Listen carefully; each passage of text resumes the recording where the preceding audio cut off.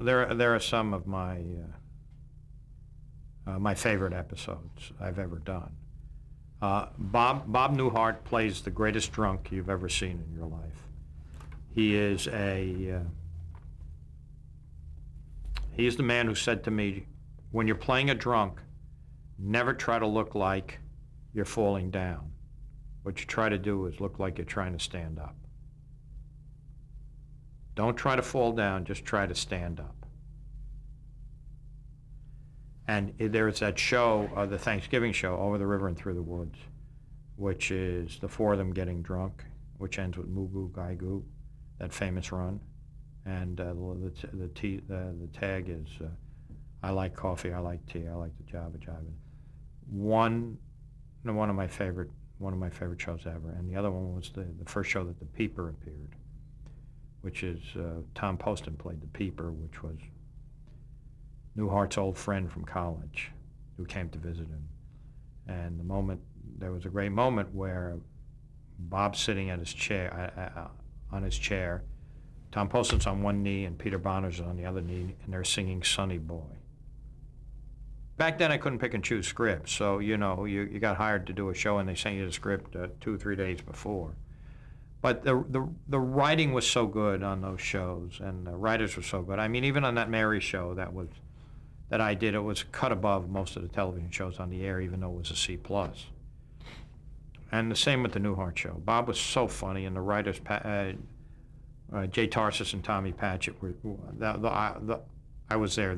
I did the shows their years, and they were good, and they knew where the problems were, and they fixed them, and it was a great cast. And so you can, nowadays in television comedy, scripts are rewritten so much that it's rare that you have a bad show.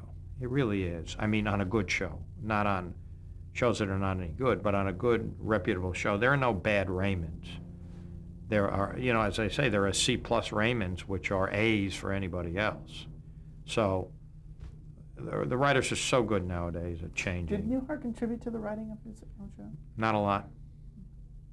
Mm-mm. Did you have to direct him much, or did he know you're coming in late? Did he already know the character well enough? There wasn't a lot of discussion. Yeah, there's not a lot. But you try again to say, Bob, do this, I think it'll be funny. Not say this, do this. And you try to contribute those little things, and you try to take a stand as a director and say, if an actor ever asks you a question, which is funnier, this or this, don't say I don't care. Pick one. Pick one even if you don't know. Pick one, and if you're wrong, say, Jesus, I was wrong, let's try the other one. The minute you equivocate, they'll never walk the plank for you. You got to take it, you got to say, do it, and then you can fix it. You can fix it if it doesn't work. But if they sense you don't know what you're doing, that's trouble. So Bob would ask me questions, and Suzanne, who I love dearly, would ask me questions, and I would, I think I got ahead because I was right more than I was wrong. And so you would try to come up with pieces of business or stuff like that. And were you intimidated at first to totally, work with him? Totally.